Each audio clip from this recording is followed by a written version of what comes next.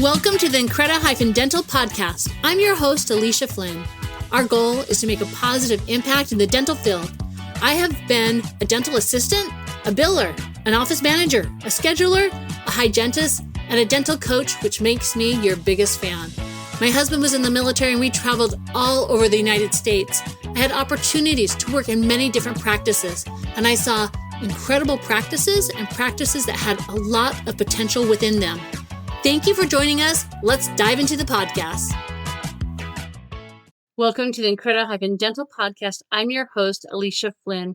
Today, we're tackling one of the biggest frustrations in every dental practice, and that's uncompleted treatment.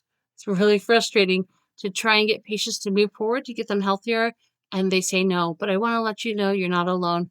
Every office struggles with this situation, and that there are things we can do to help patients move forward with treatment, and it requires just being intentional and helping those patients understand what they stand in need of.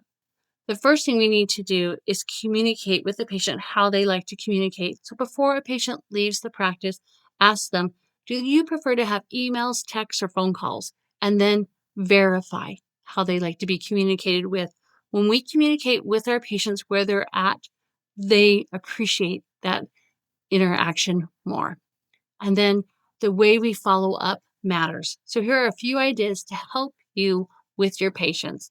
One way I like to do this is I like to let them know I was reviewing their chart. I was looking over records, and I noticed that they had uncompleted treatment. And then I follow up with, are you having any problems in the upper left yet, or wherever that treatment is? So what I'm doing is I'm letting them know, number one, I was looking at them as an individual. Number two, I'm concerned about them having pain.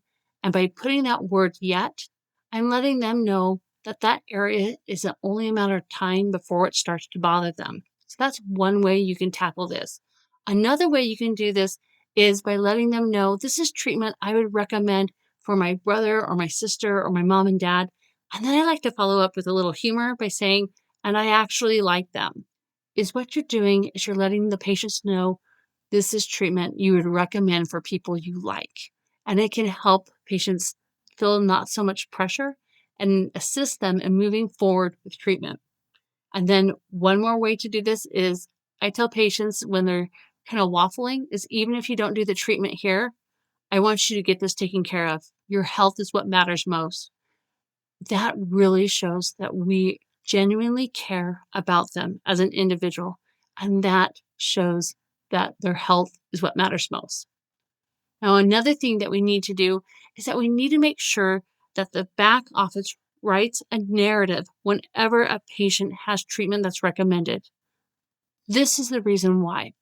If we don't write down that narrative when treatment is diagnosed, the patient gets up front if they don't schedule, and then the front office contacts that patient and they say, yeah, we see here you have some treatment that we need to do on the upper left. There's a crown that needs to be done and a couple fillings.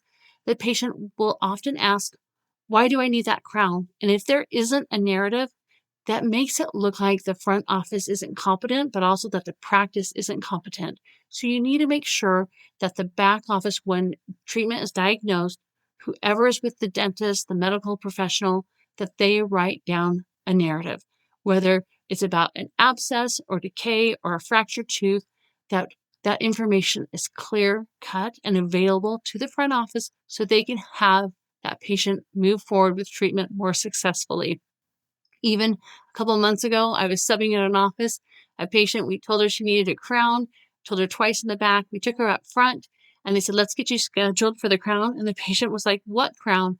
I don't know what happens about amnesia with the patients in the dental chair, but we run into this all the time. And so by having that clear, beautiful communication will help your patients move forward with treatment. And the last thing we're going to go into is talking about the patient of how if they don't do this treatment, that it will cause them or risk for them to cause them more time and more money.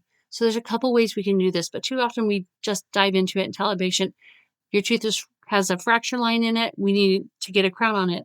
But we don't go into if they don't do that treatment. And a way we can do this is you have a crack on this tooth that could lead to possibly a tooth loss or pain. Let's get you in soon so that way we can avoid that risk. So you want to dive into more detail to help assist the patients that they need that treatment. People are more likely to act when they understand the risk of waiting. Focus on what's at stake and how you can help them avoid it.